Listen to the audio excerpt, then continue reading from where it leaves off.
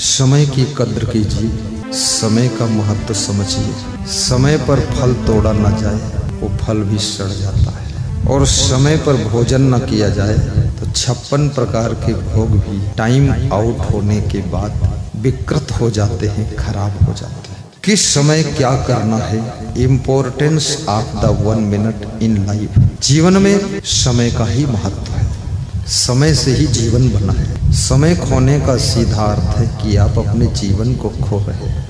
नीतिकार कहता है अनर्थकम विप्रवासम गृहेभ्यः। जो अपना घर छोड़ करके इधर उधर घूमने में, भटकने में, तफरी मारने में समय को बर्बाद करता है, वो हमेशा दुख ही पाता है। इसलिए समय तुम्हारा इंतजार नहीं करता है, समय तो किसी का इंतजार नहीं करता है। समय का इंतजार आपको करना पड़ता है। कब उचित समय आएगा और कब हम निशाना लगाएंगे और कब हम सफलता की चोटी पर पहुंचेंगे, आपको अपने समय अवसर का इंतजार करना है। तुम अगर सोते रहोगे तो भी समय आएगा और चला जाएगा, तुम रोते रहोगे तो भी समय आएगा चला जाएगा, और तुम बीमार अस्पताल में रहोगे तो भी समय आकर चला जाएगा। और याद रखना, तुम झगड़ा लड़ाई करके जेल में बंद रहोगे तो भी अवसर आपके हाथ से निकलता चला जाएगा। इसलिए फालतू कामों में मत पड़िए, समय का सदुपयोग करें। बड़ा लक्ष्य होना चाहिए, बड़ी सोच, बड़ा इरादा, बड़ा लक्ष्य, बड़ा उद्देश्य। तुम्हारे पास में बुद्धि का भंडार है, तुम अपनी बुद्धि को सही सदुपयोग नहीं कर पाते हो। बहुत सी बुद्धि पारिवारिक कले कलेश में खर्च हो जाती है, बहुत सी तुम्हारी बुद्धि सांसारिक उपद्रवों में खर्च हो जाती है, बहुत सी तुम्हारी बुद्धि एक दूसरे के प्रपंच में खर्च हो जाती है। उलझने हजार हैं, उन उलझनों से पार होना है और फिर तुमको कुछ दुनिया में बड़ा करना है। कितने लोग तो अपने पति पत्नी में ही उलझे रहते हैं, रोज तर्क वितर्क कुतर्क करते रहते हैं। पति सोचता पत्नी को हरा दूं अपनी बात से, पत्नी सोचती पति को हरा दूं। 20 साल से हारने जीतने का प्रोग्राम चल रहा है, न पति हारा है न पत्नी जीती, लेकिन घर बर्बाद हो गया। तो विचार करना है, पति की हार पत्नी की हार है, पति की जीत पत्नी की जीत है। पति पत्नी के शरीर तो दो हैं, लेकिन दोनों का जीवन तो एक में जुड़ा हुआ है। इसलिए पति को हराने का मतलब है पत्नी खुद हार जाएगी, और पत्नी को हराने का मतलब है पति खुद हार गया। दोनों को हराने की कोशिश न करें, दोनों को जिताने की खुशी मनाएं, तो जिंदगी में सफलता और ऊंचाई मिल सकती है। अन्यथा जहां के तहां खड़े रहो। तो ज्योतिषी जी विवाह ढूंढ रहे हैं। विवाह ढूंढना आसान नहीं है। इस संसार में कोई भी चुनाव करना आसान नहीं है, और पूर्ण जिंदगी चुनाव से भरी हुई है। यहाँ चुनाव ही चुनाव है, पति का चुनाव, पत्नी का चुनाव, बहू का चुनाव, विधायक का चुनाव, जिला पंचायत सदस्य का चुनाव, सांसद का चुनाव, पीएम सीएम का चुनाव, गुरु का चुनाव करना है। और ज़्यादातर लोग चुनाव में चूक जाते हैं। गुरु बनाने के बाद कितने लोग पछताते हैं कि गुरु तो बना लिया, लेकिन हमारे गुरु को ज्ञान नहीं है कुछ। कभी कभी लोग कहते हैं हमारे गुरु तो तम्बाकू खाते हैं। बढ़िया है, तम्बाकू खाते हैं, फल नहीं खाते हैं। 10 रुपये तम्बाकू दे दो, गुरुजी खुश हो जाएंगे। कितने लोग पछताते हैं, अरे लड़की की शादी किया मैंने, लेकिन दामाद दारू बहुत पिए थे, अरे रात दिन दारू में डूबा रहा था, गुरुजी क्या करें। ये सब पहले से जानकारी हो। जिस गांव में विवाह करना है उस गांव में दूसरों के घर भी थोड़ा रहो। जिसके घर विवाह करना वे लोग तुम्हें सत्य नहीं बता सकते, दूसरे लोग सत्य बताएंगे। और सेकंड पर्सन थर्ड पर्सन को भेज करके इंक्वायरी कराइए कि बेटा कैसा है। याद रखना, भक्ति से भरा हुआ घर हो, धर्म से रंगा हुआ परिवार हो, संस्कार से विभूषित सास ससुर का जीवन हो, ऐसे घर में अगर आपकी बेटी जाएगी तो बेटी वहाँ रानी बनकर रहेगी, हैरानी बनकर नहीं रहेगी। और बेटी की जिंदगी सुखद रहेगी और जहाँ वो रहेगी वो ससुराल भी सुखद हो जाएगी। संस्कार लीजिए, जिद करना, हट करना, क्रोध करना ये तो बिल्कुल छोड़ दीजिए, क्योंकि लोगों को टाइम नहीं है तुम्हारी जिद से भिड़ने के लिए, लोगों को समय नहीं तुम्हारे क्रोध को झेलने के लिए। क्रोध करके कितना लोग पीछे पहुंच गए। जिन्होंने राजनीति के क्षेत्र में क्रोध किया वो पार्टी से बाहर हो गए, और जिन्होंने और ज्यादा क्रोध किया पूरी राजनीति से बाहर हो गए, और जिन्होंने घर में क्रोध किया वो घर से अलग हो गए, और जिन्होंने संत बनकर भी क्रोध किया वो आश्रम से अलग हो गए, और जिन्होंने गुरु से क्रोध किया वो भक्ति से भी अलग हो गए। याद रखना, हमारा सबसे बड़ा शत्रु है और ये क्रोध सबके अंदर बैठा रहता है। जहां विरोध होता है वहां क्रोध प्रकट हो जाता है, जहां बोध होता है वहां क्रोध शांत हो जाता है और प्रेम की धारा फूट पड़ती है, प्रेम की धारा फूट पड़ती है, आत्म बोध प्राप्त करती है। तो ज्योतिषी जी विवाह ढूंढ रहे थे, ढूंढते ढूंढते बेटी की उम्र 29 साल की हो गई। 29 साल में बेटी 4-5 बच्चों की मां बन सकती है।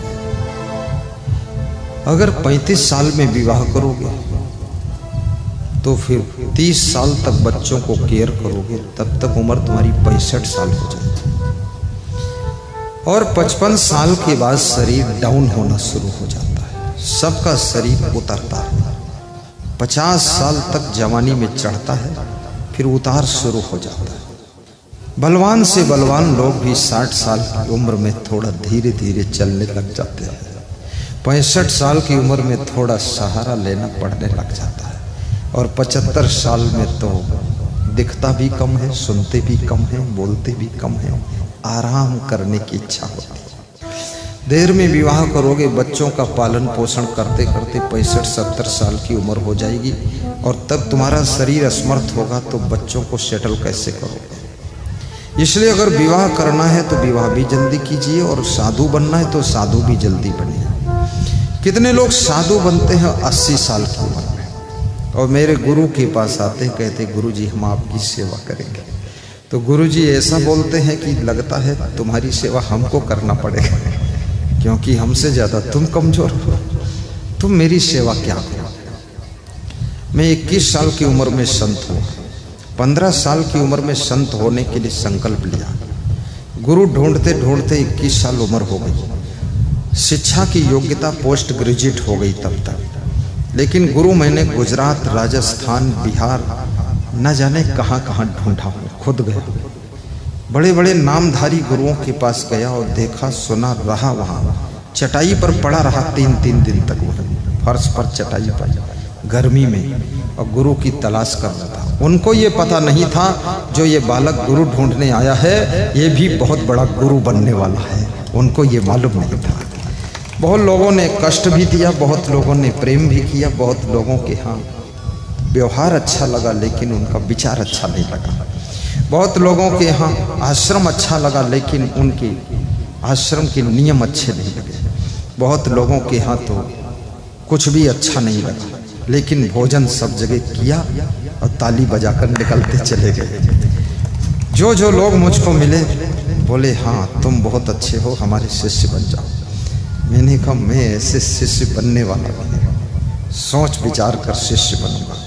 गुका रस्ट अंधकार रस्त गुका रस्त निरोध कृत अंधकार विनश्चित गुरु रित्य विधीयते। गुरु कौन है? जो अंधकार से प्रकाश की ओर ले जाता है उसका नाम गुरु होता है। जो मृत्यु से अमृत का ज्ञान कराता है उसका नाम गुरु होता है। जो आवागमन से मुक्त करता है उसका नाम गुरु होता है। जो हमारी जिंदगी में कल्याण को शुरू करता है उसका नाम गुरु होता है। गुरु केवल नाम का नहीं होना चाहिए, गुरु हमारे काम का होना चाहिए। बोली सदगुरु भगवान की जय। तो ढूंढते ढूंढते बेटी 29 साल की हो गई। एक दिन ज्योतिषी की पत्नी ने कहा कि पति देव ज्यादा छानबीन मत करो, कोई एक दो दुर्गुण भी हो तो भी बेटी का विवाह कर दो। संसार में दूध का धोया तो कोई नहीं है, कुछ न कुछ तो कमी रहती ही है। छोटी मोटी कमी हो तो भी रिश्ता मन मार के जोड़ना पड़ता है। ज्योतिषी जी ने कहा एक लड़का ऐसा मिला है, उसमें केवल एक दुर्गुण है, एक दुर्गुण है, बात मत करो दुर्गुण की, शादी कर दो। शादी हो गई, बेटी ससुराल चली गई। जिस दिन बेटी ससुराल जाती है माता पिता बहुत रोते हैं, पिता बहुत रोता है, क्योंकि बेटा कहीं चला जाए तो भी पिता नहीं रोता है, लेकिन बेटी जब ससुराल जाती है तो पिता को बहुत दुख होता है।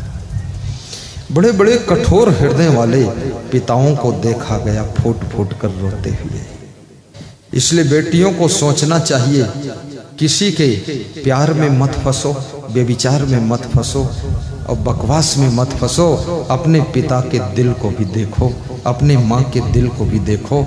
याद रखना, जो बेटी अपने माँ बाप की नहीं हुई, जो बेटा अपने माँ बाप का नहीं हुआ, वो बेटा किसी लड़की का भी नहीं हो सकता है, वो बेटी किसी लड़के की भी नहीं हो सकती है। जब दांव मिलेगा तो वहां भी छलांग मारकर कहीं निकल जाएगी। इसलिए ऐसी गलती मत करो। माँ बाप का प्रेम निभाओ। जो माँ बाप का प्रेम निभाता है, माँ बाप का सम्मान बढ़ाता है, सास ससुर का सम्मान बढ़ाता है, याद रखना उस पर भगवत कृपा होती है। बेटी ससुराल जाती है, जिस दिन बेटी ससुराल जाती है माता पिता का मन बड़ा हल्का फुल्का हो जाता है। उनको ऐसा लगता है हमने अपने बहुत बड़े कर्तव्य का निर्वहन कर दिया है। उनको ऐसा लगता है जिंदगी का जो बहुत कठिन कार्य था आज वो पूरा हो गया है। आज हम अपने धर्म को निभाकर निवृत्त हो चुके हैं। इसलिए बेटियों को ससुराल में जाकर के सेटल भी होना चाहिए। याद रखना, थोड़ा बहुत डिस्टर्ब तो सब जगह रहता ही है। गम खाना भी सीखो, सहनशीलता भी सीखो, विनम्रता भी सीखो और छोटी बनकर के रहना भी सीखो। नानक नन्हे होए रहो, जैसे नन्ही दूब सभी घास जर जात है, दूब खूब की खूब, दूब खूब की खूब। छोटी बन करके रह लो। एक दिन तुम खुद माँ बनोगी, एक दिन तुम खुद सासू बनोगी, एक दिन तुम भी दादी बनोगी, एक दिन उस घर की तुम मालिक बनोगी। घबराओ मत, सासू का रिटायरमेंट चल रहा है और तुम्हारी ज्वाइनिंग चल रही है। सरकार बदलने वाली है, अब भाजपा सरकार तुम्हारी आने वाली है। थोड़ा इंतजार कीजिए, सब बन जाएगा। घबराया मत करो। सासों के साथ में बहू की शोभा है, माँ बाप के साथ में बेटे बहू की शोभा है। अपने घर में हंसता हुआ परिवार हो, मुस्कुराती हुई स्त्रियां हो, खिलखिलाते हुए बच्चे हो, चमकता हुआ घर हो, दंदनाती हुई कार हो और सबके भीतर दिव्य संस्कार हो, तो वहीं पर सबका सुखी संसार होता है, सुखी संसार होता है। उन्नति भी करो, धनवान भी बनो। बेटी ससुराल गई, कुछ दिन के बाद वापस आई। माँ ने कहा आज मेरी बेटी मेरे पास सोएगी। माँ ने रात में पूछा बेटी दामाद में एक दुर्गुण था, वो कौन सा दुर्गुण है? माँ के अंदर वो बात याद थी कि मेरे पति ज्योतिषी ने बताया था कि दामाद में एक दुर्गुण है, तो आज पूछ लेती हूँ दामाद में कौन सा दुर्गुण है, क्योंकि अब तो शादी हो ही गई, लेकिन जानने की जिज्ञासा अभी भी है कि दामाद में क्या दुर्गुण है। बेटी ने कहा माँ, जिनको दामाद बना लिया और जिनको मैंने अपना पति मान लिया, अब तो दुर्गुण की बात ही मत करो, अब जो है सो ठीक है। बोले बताना पड़ेगा क्या दुर्गुण है, मुझसे क्यों छिपाना है? बेटी ने कहा और कोई दुर्गुण नहीं है, कभी कभी वो प्याज खाते हैं। प्याज खाते हैं, ब्राह्मण होकर प्याज खाते हैं। बोले ब्राह्मण है लेकिन प्याज खा लेते हैं। बात ब्राह्मण क्षत्रिय वैश्य की नहीं है, बात हिंदू मुस्लिम की नहीं है, बात व्यक्तिगत आदत और संस्कार की है। कोई ये मत समझे कि ब्राह्मण को प्याज नहीं खाना चाहिए और बाकी सबको पूरा 10-10 किलो प्याज खाना चाहिए। सभी मनुष्य हैं, सबके लिए नियम है, लेकिन प्याज खाना कोई पाप नहीं है। लेकिन प्याज क्यों नहीं खाना चाहिए, ये ऋषि मुनियों से पूछ लेना, हमारे पास टाइम नहीं है। प्याज उन्मादी होता है, प्रमादी होता है, प्याज उत्तेजक होता है, इसलिए प्याज के लिए मना किया जाता है। जो साधना करने वाले लोग वो प्याज नहीं खाते। तो अच्छा बेटी ये बताओ, कभी कभी दामाद प्याज खाता है तो कभी कभी आखिर कब खाता है? अरे माँ मत पूछो कभी कभी खाते, बता दिया ना मैं एक गांव में गया था तो लोगों ने बताया कि ये व्यक्ति दारू पीता है। तो मैंने कहा कभी कभी पीते हो क्या? तो दूसरा व्यक्ति बोला कभी कभी वाला ये नहीं, ये अभी अभी वाला है, रोज पीता है। गुरु के चरणों में शराब की आदत भी दान कर दो, गुरु के चरणों में क्रोध की आदत को भी दान कर दो। धन दान के साथ साथ अपने दुर्गुण भी दान करना चाहिए। याद रखना, अन्न दान के साथ साथ अपनी कोई आदत भी दान कर देना चाहिए, क्योंकि जब तुम अपने दुर्गुण दान करते हो बस वहीं से तुम्हारे दुख दूर होना शुरू हो जाते हैं। धन दान करने से धन का शुद्धिकरण होता है और दुर्गुण दान करने से दुख दूर होते हैं। आदतें गुरु के चरणों में त्याग कर देने से याद रखना, जीवन में बहुत हल्का फुल्का एहसास होने लग जाता है। तो क्या हुआ, वो दामाद के बारे में बताया। बहुत छोटी सी कथा को छोटा कर देता हूँ, मेरा लंबा हो जाता है, छोटा कर देता हूँ ताकि उनको जाना है, छुट्टी कर दूंगा। तो क्या किया बताया, जब उनको मांस खाना होता है तो दारू पी लेते हैं। मांस खाते हैं? बोले रोज नहीं खाते, कभी कभी खाते। कभी कभी कब खाते? बोले जब उनको शराब पीना होता तो मांस खाते। अरे शराब पीते? कभी कभी पीते, रोज नहीं पीते। कभी कभी कब पीते हैं? बोले जब उनको जुआ खेलना होता है तो नशे में जुआ खेलते तब शराब पीते। बोले जुआ भी खेलते? नहीं, रोज नहीं खेलते, कभी कभी। कब कभी कभी? बोले जब उनकी चोरी लग जाती है तब वो जुआ खेलते। चोर भी है? बोले मैंने कहा था पूछो मत, अब सब लीप पोत के बराबर करो। एक दुर्गुण तुम्हारे भीतर कितने दुर्गुण ला सकता है। बस कहानी से यही समझता है, बात ज्योतिषी की नहीं है, बात आपकी है, बात सभी की है। एक आदत दूसरी आदत से रिश्ता जोड़ देती है। एक बुराई दूसरी बुराई में तुमको आकर्षित कर देती है। एक गलती तुमसे दूसरी गलती कराने के लिए तुम्हें धक्का दे देती है। इसलिए जितनी ज्यादा गलतियां तुम करोगे उतना ज्यादा तुम्हारा मनोबल कमजोर होता चला जाएगा। और गलतियों को दोहराने की आदत को छोड़िए। एक बार गलती हो गई उसे भूल कहते हैं, और बार बार गलती हो तो उसे अपराध कहते हैं। और जब अपराध बनती है गलती तो उसकी सजा भी मिलती है। याद रखना, अगर गलती रुलाती है तो राहें भी दिखाती है। अगर गलती रुलाती है तो राहें भी दिखाती है। कभी जोश में माँ के साथ भी तुमसे बोलने में गलती हो जाती है।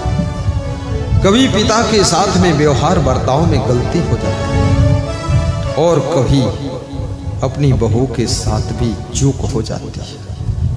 गलती हो, गलती को मन ही मन स्वीकार करके आप दूर करने का प्रयास कीजिए, आपका जीवन मंगल में होगा। मैं सबको धन्यवाद देता हूँ। भगवान श्री राम से लक्ष्मण कह रहे हैं आपके साथ चलना चाहता हूँ। राम ने कहा हर व्यक्ति के ऊपर माँ का अधिकार होता है, भाई का उतना अधिकार नहीं होता। इसलिए लक्ष्मण तुम जाओ, अपनी जननी माता से विदा लेकर दौड़कर आओ।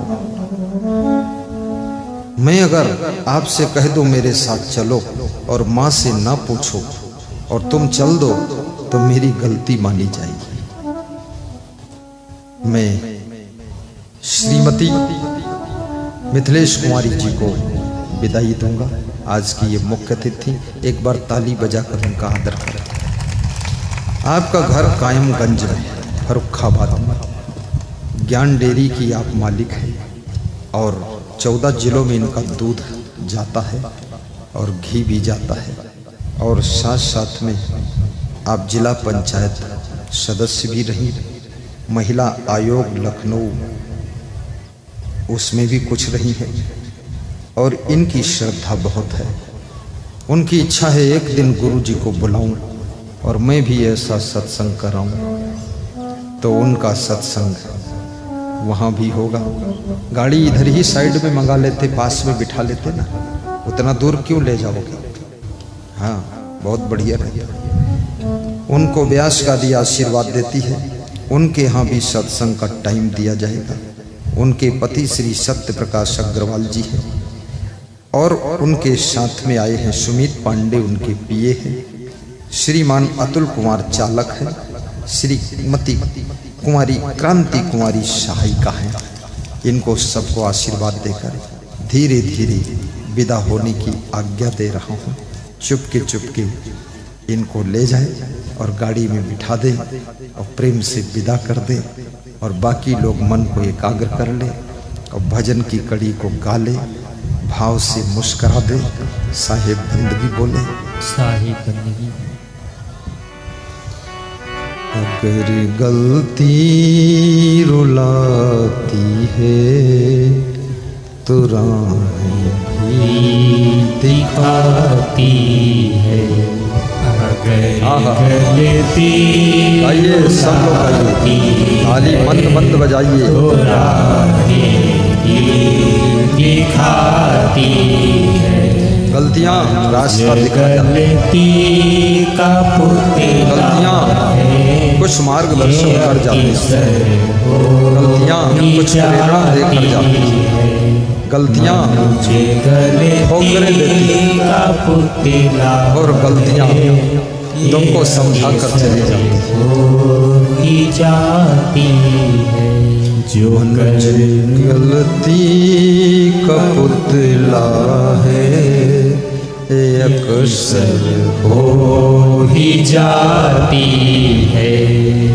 मनुष्य गलती का पुतला है, ये अक्सर हो ही जाती है। मनुष्य गलती का पुतला है, ये अक्सर हो ही जाती है। जो कर ले ठीक गलती को, उसे इंसान कहते हैं।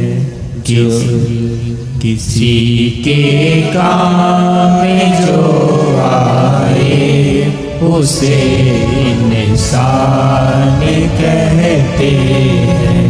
पराया दर्द अपनाए, उसे भगवान कहते हैं। कभी धनवान है कितना, कभी इंसान निर्धन है। कभी धनवान है कितना,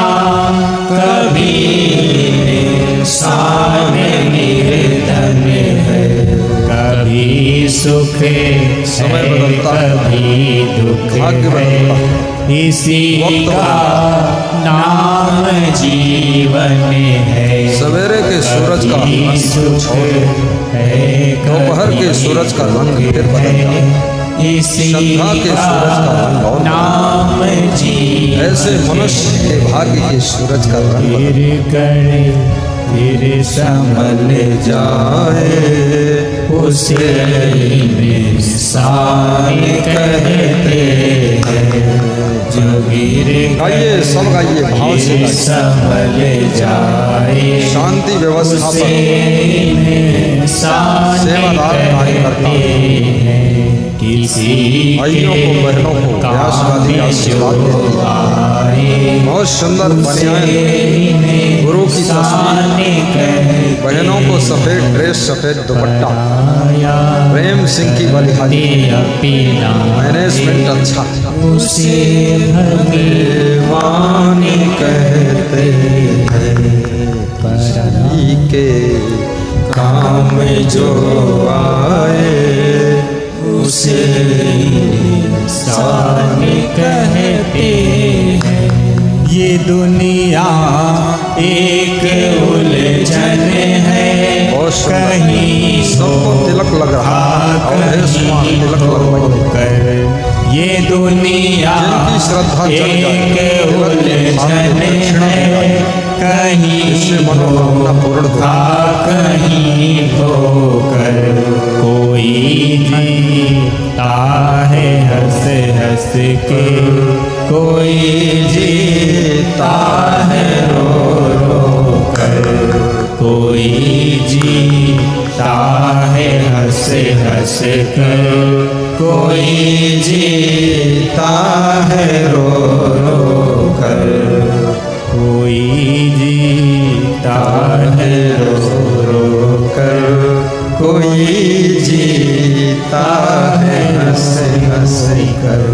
जो मुश्किल बहुत सुंदर है, ज्ञानप्रद है, शिक्षाप्रद है, प्रेरणादायी है, साहस देने वाली पंक्तियां हैं। जो मुश्किल में न घबराए उसे इंसान कहते हैं।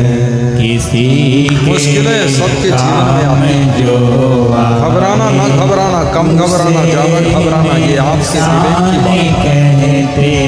मुश्किलों के जाल में फंसा हुआ इंसान यदि नहीं घबराता है तो मुश्किल ही रास्ता उसे भगवान कहते हैं।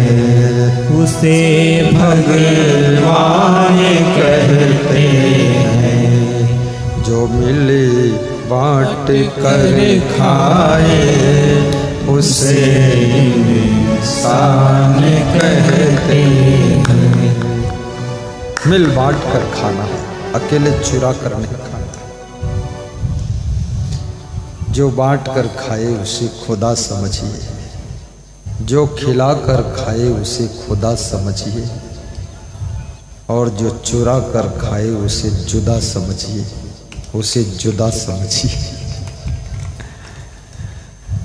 मिल बांट कर खाना सीखो, घर का बंटवारा भी ईमानदारी से करना सीखो। भाई के साथ बेईमानी, बेटों के साथ कपट, बहुओं के साथ नफरत, सास ससुर के साथ में कठोरता,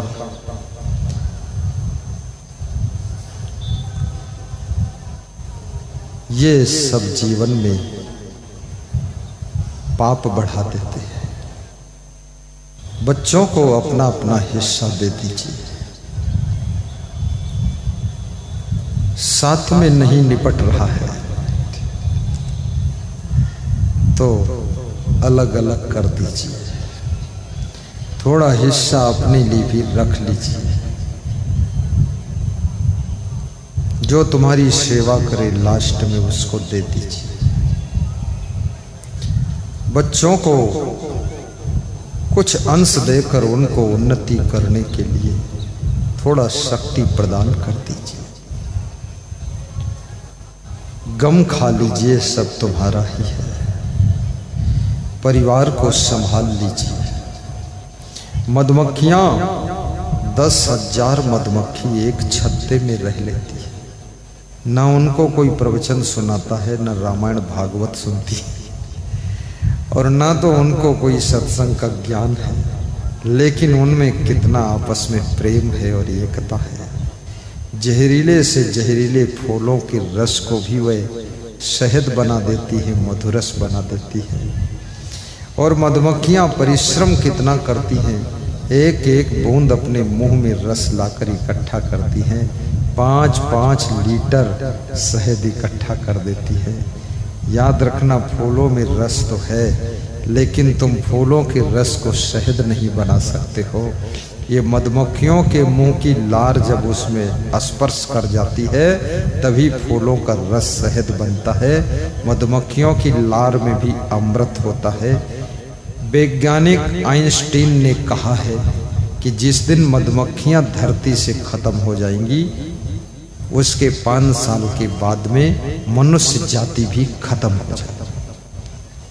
मधुमक्खियां हमें आपको जीवन जीने की शक्ति भी देती है। यदि मधुमक्खियां आपके बगीचे में आए, छत्ता लगाएं तो खुशी मनाएं, उनको डिस्टर्ब ना करें, उनको रहने दें और प्रेम से बसने दें। मेरा आश्रम जब नया नया बना तो वहाँ 10-12 मधुमक्खियों ने चारों तरफ छत्ता लगा दिया। सब संत डर गए कि हम लोग बाद को रहने आए, ये पहले आ गई रहने के लिए। तो हमने कहा रहने दो इनको, ये पूर्व जन्म की सब शिष्य हैं, आई हैं, दर्शन करती है। किसी को काटा नहीं और किसी ने उनको कुछ भी डांटा भी नहीं, और 20 लीटर शहद देकर चली गई। 2-3 दिन बाद जब शहद पक गया, थोड़ा उन्होंने खा लिया, अपने बच्चों को जन्म दे दिया। बच्चे उनके बड़े हो गए, सब बच्चों को लेकर एक साथ उड़ गई, और शेष जो शहद बचा, उन्होंने कहा संतों तुम चाट लेना, अब मैं जा रही हूँ, अब दूसरे साल फिर आऊँगी। मधुमक्खियाँ कितनी सेवा करती है। मक्खी और मधुमक्खी में बहुत अंतर है। मधुमक्खी हमेशा पवित्र जगह पर बैठती है, फूल पर बैठती है, जहाँ रस है वहाँ बैठती है, लेकिन मक्खी जो होती है ये कहीं भी बैठ जाती है। ये मल पर बैठ जाती है, गंदगी पर बैठ जाती है, और दाल भात पर बैठ जाती है। मक्खी के पास में विवेक नहीं है, इसलिए मक्खी को कोई पसंद नहीं करता है। और मक्खी अगर बैठ गई दाल भात पर तो घृणा हो जाती है, खाने का मन नहीं होता, गंदा लगता है। क्योंकि ये मक्खी जहाँ बैठती, इसके पैरों में, पेट में, पंख में सब गंदगी चिपक जाती है। फिर उस गंदगी को लेकर आती है चिपका करके, और दाल भात पर बैठ जाती, उसमें गंदगी लगा देती है। स्नान तो करती नहीं, हाथ पांव धोती नहीं है, बड़ी मैली है, अंडरवियर भी पहना नहीं है। लेकिन मधुमक्खी बहुत विवेक करती है, वो शुद्ध जगह पर बैठती है, फल फूल जहाँ है वहाँ बैठती है। इसलिए हम लोग मधुमक्खी का जूठा खा लेते हैं। देवी देवता को भी मधुमक्खी के शहद का भोग लगाया जाता है। पंचभोग में, पंचामृत में शहद भी डाला जाता है। लेकिन मक्खी का जूठा भगवान भी भोग नहीं लगाएगा, मधुमक्खी का जूठा भगवान भी भोग लगाता है, 56 भोग भी लगता है, और देवी देवता भोग लगाते हैं, साधु संत गुरु भोग लगाता है। जिस गुरु का चरणामृत दुनिया पान करती है, वो गुरु भी मधुमक्खी का जूठा पान कर लेता है। सोचिए, मधुमक्खी जैसा अगर आप में विवेक है, और मधुमक्खी जैसी स्वच्छता, दिव्यता, पवित्रता आप में है, तो मधुमक्खी जैसा आपसे लोग इंतजार करेंगे कि इनका जूठा कब मिल जाए खाने को। मैं बिहार में जाता हूँ, कोई मेरे सामने बर्फी लाता है, तो मैं भक्त के भाव को देख करके थोड़ा चख लेता हूँ, थोड़ी खा लेता हूँ। जब खाता हूँ तो दूसरा भक्त आता है कि मुझे भी प्रसाद दीजिए, तो उसको एक बर्फी का पीस दे देता हूँ। बोला ये वाला नहीं, जिसमें से थोड़ा खाया था वो वाला दे दीजिए, तो वो वाला दे देता। मैं देना नहीं चाहता हूँ किसी को अपना खाया हुआ बचा हुआ। क्यों नहीं देना चाहता हूँ? नहीं देना चाहता हूँ इसलिए देना नहीं चाहता हूँ, क्योंकि गुरु का महाभोग, गुरु रुच्छिष्ट भोजनम उसी को मिलना चाहिए जिसकी अगाध श्रद्धा हो। सबको नहीं मिलना चाहिए। तो बिहार के भक्त ज्यादा प्रेमी भी हैं, भावुक भी हैं, सब दौड़ पड़ते हैं और फिर सबको मैं बांट देता हूँ। फिर बहुत से भक्त तो ये भूल जाते हैं गुरु जी के लिए कुछ बचेगा कि नहीं बचेगा, सब लपक के ले लेते हैं, बात खत्म, डिब्बा खाली हो गया, कूड़ेदान में चला गया। बर्फी दान में चली गई और डिब्बा कूड़ेदान में चला गया। सबको खिला दिया गया। गुरु के लिए कुछ कुछ लोग ले आते हैं। आज बहुत से भक्त कोई लैया लाया है। कितने लोग लैया चना लाए? हाथ उठा दीजिए। लैया चना, लैया चना वाले, हाँ उठाया है। कितने भक्त हैं? एक बोरी अन्नदान आया है यहाँ, 2 बोरी अन्नदान वहाँ आया है। केला भी भक्त लाए हैं और श्री उदय प्रकाश, यही नाम है ना, दीक्षित जी, वो लाए हैं ताल मखाना। कल मैं बोला था ताल मखाना ले आए। और साथ में कल उनको अयोध्या की सेवा रसीद दी गई थी, तो 5100 रुपया उसका, 50 उसमें स्लिप थी, 100 के हिसाब से 5100 लाकर दान कर दिया। बोले कल आपने दिया था, हम आज ही उसका सब ले आए, हमारे परिवार के नाम से ही सब सेटिंग कर दिया और दूसरे की जरूरत नहीं पड़ी। 5100 अयोध्याश्रम में लगा दीजिए। 5100 में 1000 ईंटा खरीद लो, चाहे सीमेंट खरीद लो, अब कम पड़ेगा तो फिर और दे दूंगा, ले जाओ गुरुजी। तुरंत का दान महाकल्याण। कहावत है बूंद बूंद से घड़ा भरता है। बूंद बूंद से 5-5 लीटर एक एक छत्ते में शहद इकट्ठा हो जाता है। थोड़े थोड़े दान से आश्रम बन जाता है, धर्मशाला बन जाता है, मंदिर बन जाता है। और मैं कहूँगा नए मंदिर कम बनाइए, जो पुराने मंदिर हैं उनका जीर्णोद्धार कीजिए और मंदिरों में जाइए भी। केवल मंदिर बनाकर छोड़ दीजिए तो भगवान का अपमान होता है। कम से कम महीने में एक बार निर्धारित कर लो, जो महीने का पहला संडे पड़े, गांव भर के लोग मंदिर में इकट्ठा होइए, थोड़ा प्रसाद बांटिए बूंदी का, कुछ भजन बजाइए, कुछ थोड़ा जिसको सुनाना आता है ज्ञान का संदेश भी दे दे और मंदिर की साफ सफाई हो जाए। और 1 घंटे सब लोग मंदिर में फूल पौधों की सेवा करें, सिंचाई करें, घास निकालें, थोड़ा मेहनत करें और मंदिर में बैठकर आपस में हिले मिले जुले, ताकि हिंदू धर्म में एकता और संगठन का भी जन्म हो जाए। केवल मंदिर बना दिया। मैं कभी कभी मंदिर में था, अकेले पुजारी आरती कर रहा, वहाँ कोई नहीं, और मदिरालय में देखता हूँ कि वहाँ 500 लोगों की भीड़ लगी है। चुपके चुपके सब 500-500, 1000-1000, 2-2000 रुपया दे करके 2-2 बोतल 3-3 बोतल खरीद कर बड़ी शांति से रख रहे हैं। मैं छत्तीसगढ़ में एक बार निकला सड़क पर तो देखा बहुत भीड़ थी, तो मैं सोचा कोई सत्संग वत्संग है क्या, तो थोड़ा गाड़ी रोका तो बड़ी शांति से लोग कुछ कर रहे थे। तो पता चला वो सब दारू खरीद रहे हैं, मदिरालय की दुकान है। कोई बोलता नहीं था, चुपचाप।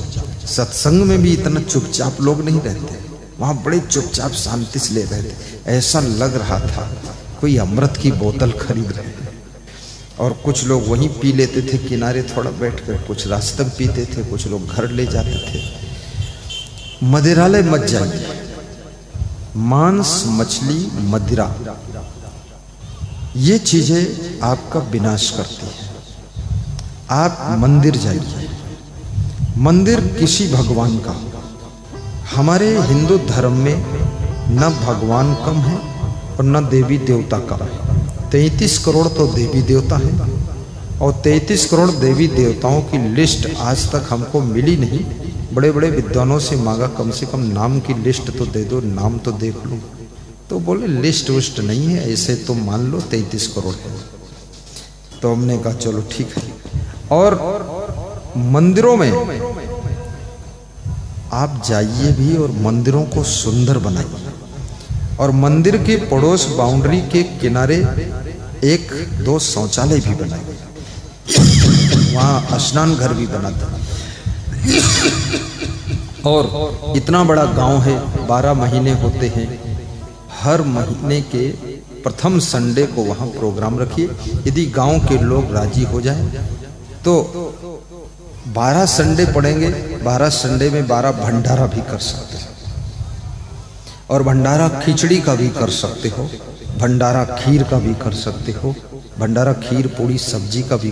भंडारा तो करना चाहिए, भंडारा करने से अन्न की शुद्धि होती है, भंडारा करने से आपके बहुत से पाप ताप संताप त्रैताप सब कट जाते हैं।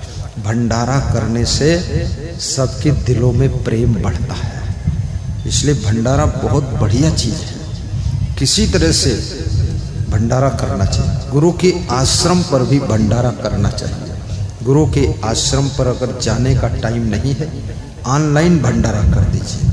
गुरु के आश्रम पर जब प्रोग्राम हो, भंडारा के लिए राशि भेजकर अपने नाम से भंडारा कर दीजिए, अपने नाम से भक्तों को भोजन जलपान करा दीजिए, अपने नाम से प्रसाद बांट दीजिए कि बूंदी। हमारे आश्रम पर बहुत से लोग भंडारा कर देते हैं और भंडारा चलता रहता है, और हमारे लगभग सभी आश्रमों में व्यवस्था A to Z बहुत अच्छी रहती है, और मैं उसको पूरा ध्यान रखता हूँ। इसमें कौन से भक्त ऐसे हैं जो हमारे लखीमपुर धाम जा चुके? हाथ उठाइए। ये सब भक्त धाम जा चुके। धाम धाम जैसा है ऐसा नहीं है, धाम में धूमधाम भी है, धूमधाम है, आनंद ही आनंद है। बहुत सुंदर आश्रम है और सुविधा भी है, केवल गुरु के लिए नहीं, भक्तों के लिए भी सुविधा है। और भोजन खाने की व्यवस्था भी अच्छी है और अच्छी होती ही जा रही है, व्यवस्था बढ़ती ही जा रही है। और मैं तो ये सोचता हूँ, भक्त की सेवा में भगवान की सेवा पूर्ण हो जाती है, और संत की सेवा में प्रभु की सेवा हो जाती है, और गुरु की सेवा में याद रखना 33 करोड़ देवी देवताओं की सेवा पूरी हो जाती है, और गौ सेवा में सभी कृष्ण भगवान ग्वाल बाल की सब सेवा हो जाती है। इसलिए सेवा अन्नदान से भी सेवा करो। कल मैंने सुना यहाँ भंडारा होगा, मेरे से निवेदन किया श्री प्रेम सिंह ने, कल भंडारा होगा।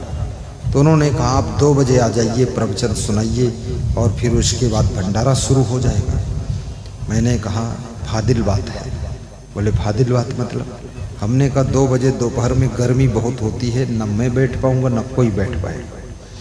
तो भोजन भंडारा हो जाएगा 3 बजे रुको, 3 बजे बैठूं, 5 बजे बंद करूं और 5 से 6 तक भंडारा हो जाएगा।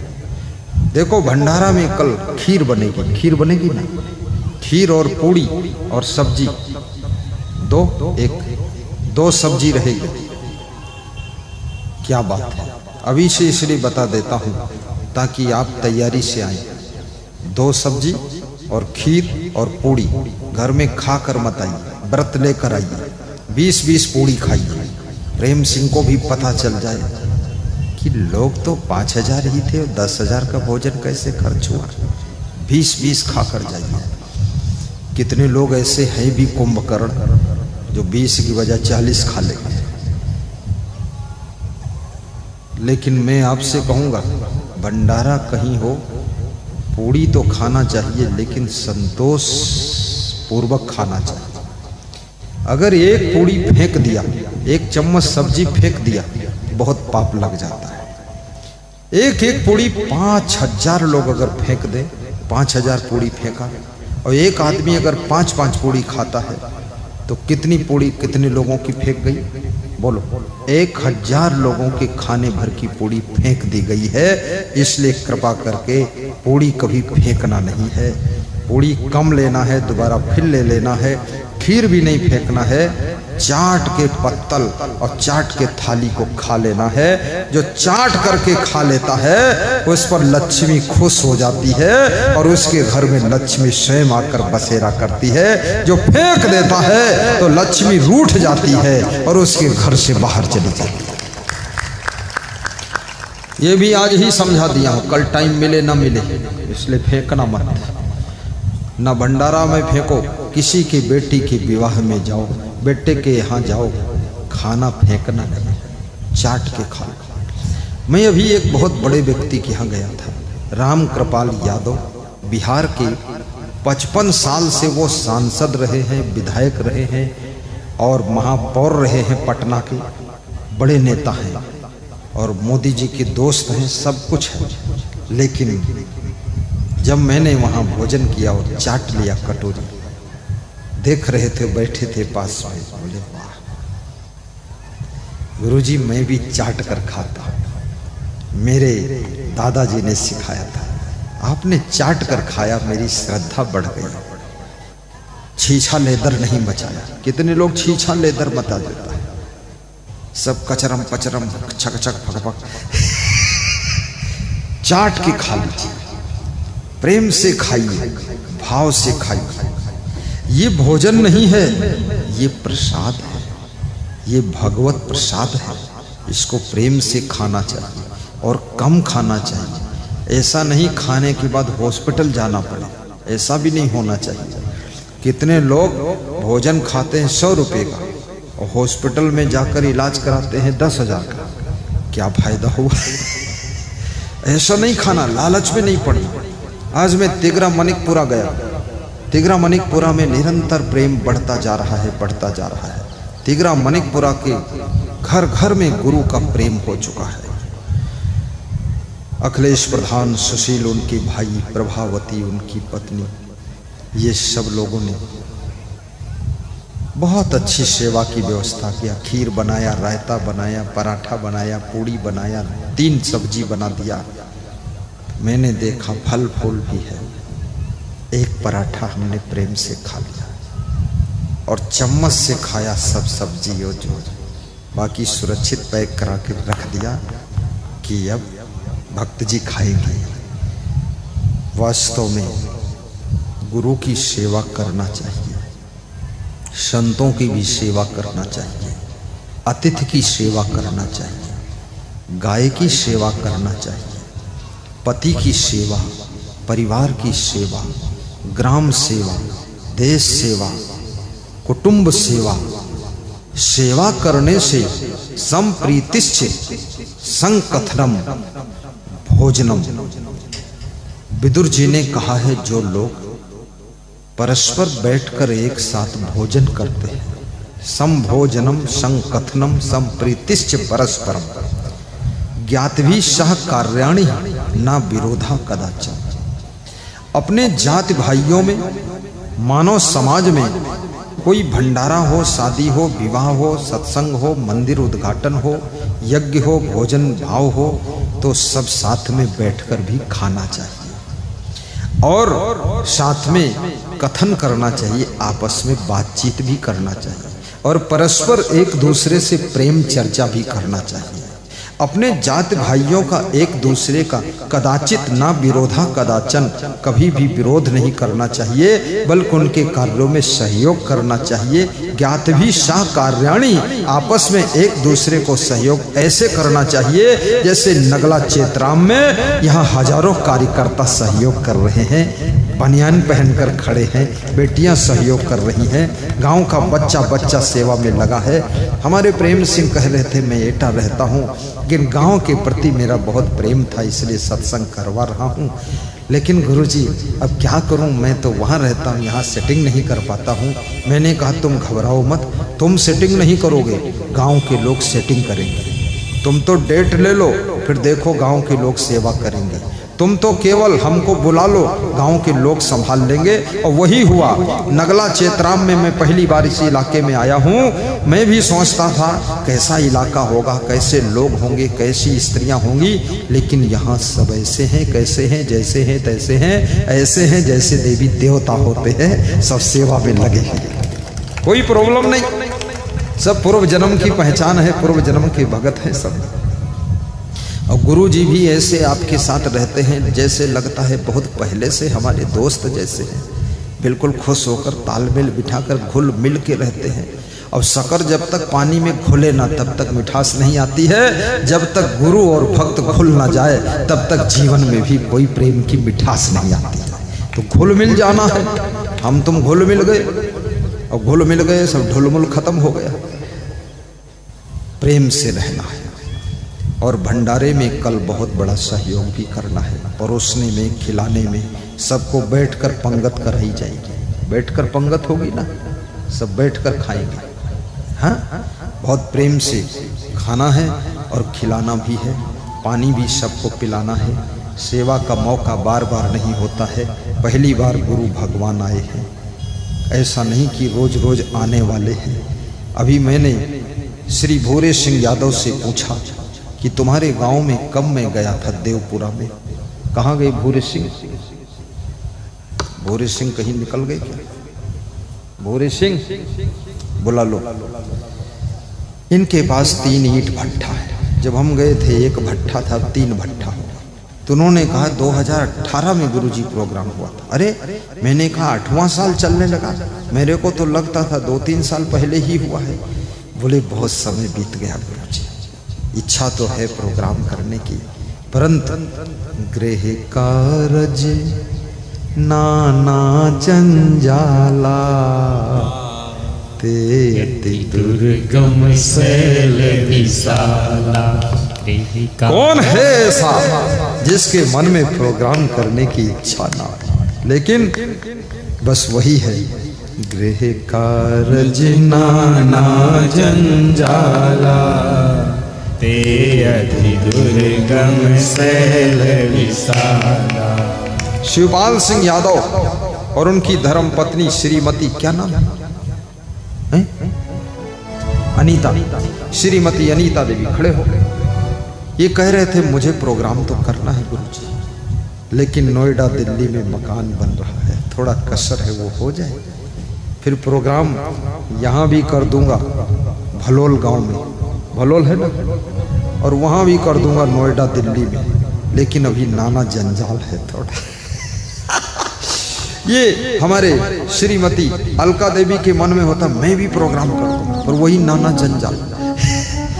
और ये एटा वाली ममता देवी ये भी चाहती है, हरवीर क्या हरवीर जी ये भी चाहते प्रोग्राम कर दूं, पर नाना जंजाला होगा। हाँ, जंजाला से पार हो जाए तो फिर प्रोग्राम हो जाएगा। कोई तो जंजाला में फंसा, कोई कंगाला में फंसा। ये हमारे भक्त हैं श्री भूरे सिंह यादव, बड़ी श्रद्धा है, पूरे परिवार को भर के लाए गाड़ी में। इनकी पत्नी रजनी देवी ये भी बहुत खुश रहती, गुरु जी को दर्शन पाती है। और ये छोटे मोटे वहाँ के राजा हैं, 1-2 एकड़ में तो इनका घर बना है, बहुत बड़ा घर है। और श्रद्धा है, तैयारी है कि बड़ा ही कर दूंगा। और फिर मेरी भी इनके यहाँ जाने की इच्छा थी कि 8 साल हो गए, 9 साल हो जाए तब कर देते, पर वही नाना जंजाल। बैठो। गृह कारज नाना जंजाला ते अति दुर्गम शैल विशाला। जब जीव फंसे विषय भव माही, सब सुख छीन भयो छिन माही। माया मोह कठिन संसारा, यह विचार न काहू विचारा। माया मोह कठिन है फंदा, करे विवेक सोई जन बंदा।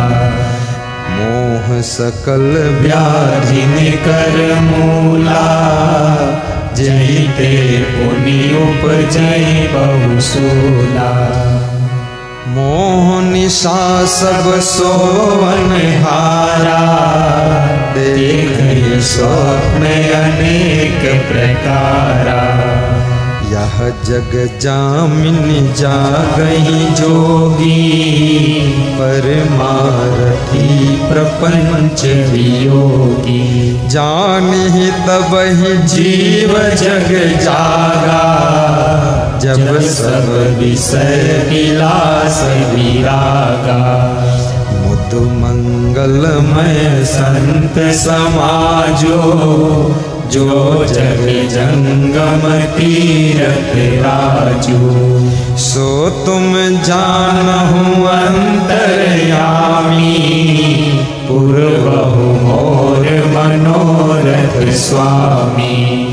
दीन दयाल बिरद संभारी, हरहु नाथ मम संकट भारी। अब कछु नाथ न चाहिए मोरे, दीन दयाल अनुग्रह तोरे। अति हरि कृपा जाहि पर होई, पाव देय यही मार्ग सोई। पुण्य पुंज बिनु मिलहि न संता, सतसंगत संसत कर अंता। बड़े भाग्य मानुष तन पावा, सुर दुर्लभ सद्ग्रंथन गावा।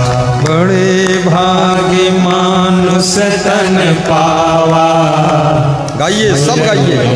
ये तो नारवन चौपाई है, कामन चौपाई है, सबको मालूम है। गुनगुनाइए, दोहराइए, गाइए, मंद मंद ताली बजाइए, मुस्कराइए, आनंद लीजिए। मानस की रस भरी चौपाइयों का धन्यवाद दीजिए तुलसीदास को और राम के जीवन को नमन करिए। कितना सुंदर जीवन था जो हमारे आदर्श बनकर वो खड़े हुए भगवान के रूप में। मंगल भवन अमंगल हारी, द्रवहु सुदशरथ अजिर बिहारी। मंगल मूल अमंगल दमनु, सेवक सदन स्वामी आगमनु। नाथ सकल संपदा तुम्हारी, मैं सेवक समेत सुत नारी। अब कछु नाथ न चाहिए मोरे, दीन दयाल अनुग्रह तोरे। पर्दा खोल देहु तुम भाई, ताकि ठंडी हवा भी आई। जल्दी ये पर्दा खोलवाइए महाराज, फालतू लगा हुआ है। हमको ही पर्दा सोचना पड़ता है, कोई दुनिया में सोचता ही नहीं है। सब बैठ सत्संग सुनत छोटी छोटी प्रवचन भी करना है और व्यवस्था में ध्यान चला जाता है। या कहो दिमाग है चौतरफा, नहीं तो चौपटे हो जाए। बड़े भाग्य पाई सतसंगा, बिनहि प्रयास हो ही भवभंगा। गाओ। बड़े भाग्य पाई सतसंगा, बिनहि प्रयास हो ही भवभंगा। मानस की चौपाइया, रस भरी चौपाइया, कबीर के दोहे कठोर ज्ञान देते। कबीर सीधे चोट मार देते। तुलसीदास जलेबी जैसी मीठी मीठी चौपाइयाँ पेश करते हैं। तुलसी की रामायण किसी जाति पाति के लिए नहीं है, मुसलमानों के लिए रामायण है। ये मुसलमान को रामायण पढ़ना चाहिए। रामायण पढ़ ले तो मुसलमान कभी आतंकवादी नहीं बन सकता है। रामायण पढ़ ले तो ईसाई कभी ईसाई धर्म फैलाने के लिए हिंदू धर्म का परिवर्तन नहीं कर सकता है। ये मानस मन को निर्मल करने वाली मानस है। याद रखना, रामायण की एक एक चौपाई तुमको चौपट होने से बचाती है। गीता, उपनिषद, वेद के मंत्र, श्लोक आपके लोक पर लोक को संवारते हैं। कबीर की एक एक साखी तुम्हारे भीतर ज्ञान की आँखी को खोल देती है और सत्संगियों का संग आपके जीवन को सुखद रंग में रंग देता है, आपका जीवन मंगलमय कर देता है। क्या सुनाना है? भगवान राम लक्ष्मण से कहते हैं, जाओ अपनी मां से आज्ञा लेकर आओ। मांगहु बिदा मातु सन जाई, आवहु बेगी चलहु बन भाई, आवहु बेगी चलहु बन भाई, मांगहु बिदा मातु सन जाई। हे लक्ष्मण, अपनी मां से जा करके विदाई मांगो, और यदि मां की आज्ञा हो जाए तो तुम दौड़कर आना, क्योंकि मेरा वनवास हो चुका है और अयोध्या से बाहर निकलने का समय हो चुका है। मैं शीघ्र यहां से निकलूंगा, पिछड़ गए तो यहीं रह जाओगे, दौड़ कर। भगवान राम को हमेशा जल्दी रहती थी, उनको विलंब होने का डर रहता था। भगवान राम समय की कीमत को समझते थे।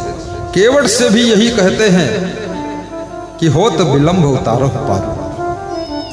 केवट कहता है, हे राम, 14 साल का वनवास है, 1 साल यहीं रहो तो क्या विलंब, क्या करना है, आखिर वनवास में रहना है।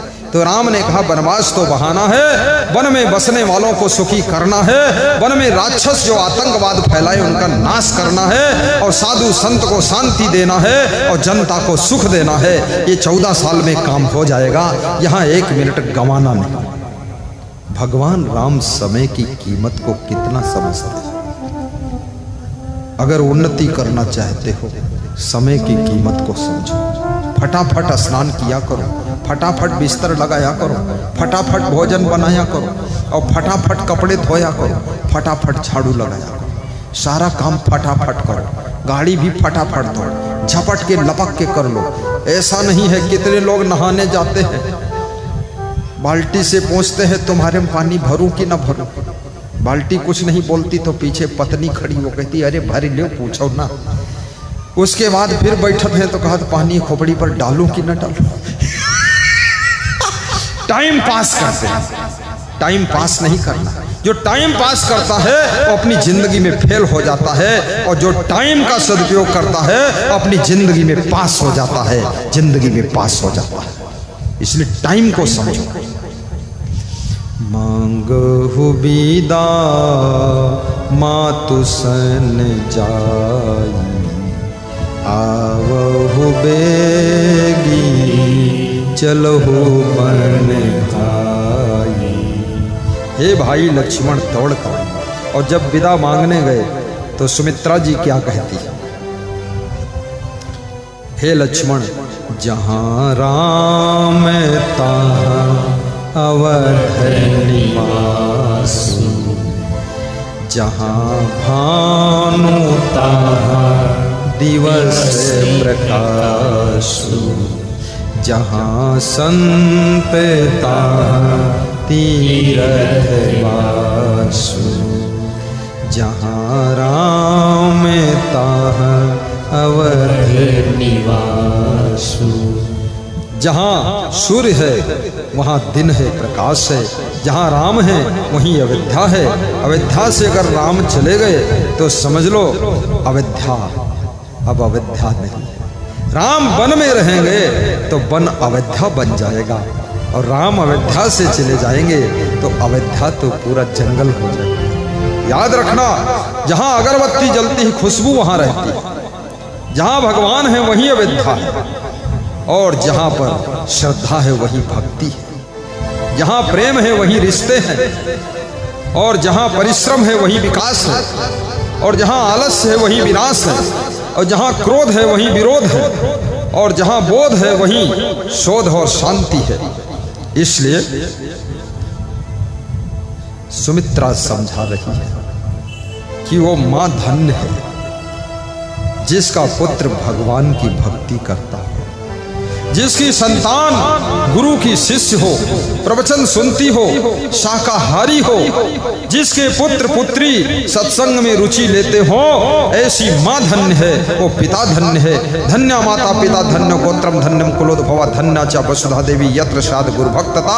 वो माँ धन्य है, पिता धन्य है, कुल धन्य है, गोत्र धन्य है, धरती धन्य है, गांव धन्य है, जिनकी संतान गुरु की भक्ति करती है। शंकर भगवान कहते हैं देवी पार्वती वे माता पिता धन्य होते हैं जिनकी औलाद भक्ति में डूबी रहती है, गुरु का सम्मान करती है। जोर से ताली बजाया करो, धिम्मड़ मत रहो। पुत्रवती इवती जग सोई, रघुपति भगति जासु सुत होई। नतरु बांझ भली बाद बियानी, राम विमुख सुत ते हितहानी। जिसका बेटा जिसकी बेटी गुरु की भक्ति, भगवान की भक्ति, ग्राम भक्ति, देश भक्ति, गौ भक्ति ना करती हो तो समझ लो उस माँ ने संतान को जन्म नहीं दिया है, उस माँ ने पशु पक्षियों जैसे बच्चे को बियाया है। जैसे पशु जन्म देता है बच्चों को तो कहते हैं हमारी भैंस भी आई है, हमारी गाय भी आई है, बकरी भी आई है, तो ऐसे वो स्त्री ने बिया दिया है। वो जानवर पैदा हुआ है, उससे पशु पैदा हुआ है, उससे खतरनाक सांप और शेर पैदा हुआ है, उससे कोई मनुष्य नहीं पैदा हुआ, कोई भक्त नहीं पैदा हुआ, तो समझो बियाई है। और पुत्रवती तो वही है जिसका बेटा जिसकी बेटी भगवान की भक्ति करता हो और गुरु की भक्ति करता हो, सत्संग सुनता हो, पुत्रवती है। तो हे लक्ष्मण मैं तो पुत्रवती हूँ, तुम्हारे अंदर भगवान की भक्ति, तुम जाओ, तुरंत जाओ, जल्दी जाओ, नहीं भगवान निकल जाएंगे, तुम पिछड़ जाओगे। लेकिन एक बात याद रखना, क्या? जहि न राम बन लाही कलेसु। हर माँ को अपनी बेटी को समझाकर ससुराल भेजना चाहिए कि हे बेटी ऐसे रहना ससुराल में कि आपके सासू माँ को, आपके ससुर को, आपके पति को, देवरानी जेठानी को, गोतनी गोतना को, सबको दुख ना हो, तुमसे कलेश ना हो, कष्ट ना हो, सहनशीलता से रहना, विवेक से रहना, प्रेम से रहना, गम खाकर रहना, मेहनत करना, आलसी बनकर पड़ी मत रहना, रोज रोज पेट में दर्द, सिर में दर्द, कमर में दर्द दर्द बताते मत रहना, नहीं तो पूरे ससुराल में दर्द शुरू हो जाएगी। वहां प्रेम से रह लेना, गम खा लेना, तबीयत को भी ठीक रखना, मेहनत करना, ऐसे समझा कर भेजना चाहिए। ये नहीं कहना चाहिए बेटी कोई बात होगी तो फोन करना, हम देख लेंगे। तुम क्या देख लो? तुम बहुत देखते तो अपने घर ही में रखो बेटी को, बड़े देखने वाले बनते। बिना पति के तुम्हारी बेटी रह नहीं सकती है, उसको ससुराल की आवश्यकता है। उसको समझा करके, सहनशीलता का पाठ पढ़ा करके ससुराल में सेट करने के लिए उसको ज्ञान दीजिए। सुमित्रा जी कह रही हैं, हे लक्ष्मण जहि न राम बन लाही कलेसु, सोई सुत करे हुई है उपदेशु। सोई सुत करे हुई है उपदेशु। सोई राम बन लाही कलेसु। हे मेरे पुत्र, वनवास में जाकर के राम के साथ में वही बर्ताव करना, वही व्यवहार करना, वही चरित्र प्रस्तुत करना, वैसी ही वाणी बोलना, वैसा स्वभाव बनाना जिससे राम को कलेश ना हो, दुख ना हो, कष्ट ना हो, तब जाना। अगर मनमानी करना है तो यही रहना। ये समझा दिया, लक्ष्मण को ज्ञान हो गया। हमेशा अपनी संतान को ज्ञान देना चाहिए, शिष्य को ज्ञान देना चाहिए। केवल बच्चों को पैदा कर दिया फिर बात ही नहीं कर रहे, मिल ही नहीं रहे, बोल ही नहीं रहे, समझा ही नहीं रहे। थोड़ा उनको सत्संग में जोड़ना चाहिए। घर में मोबाइल को टीवी स्क्रीन से अटैच करके उनको सुनाना चाहिए कि बैठ सुन गुरु जी की वाणी, आधा घंटे सुन। कम से कम उसका चरित्र सही रहेगा, स्वभाव सही रहेगा, नेचर, लेक्चर, पिक्चर, स्ट्रक्चर सब सही रहेगा तो आपका बच्चा सक्सेस होगा, सफल होगा।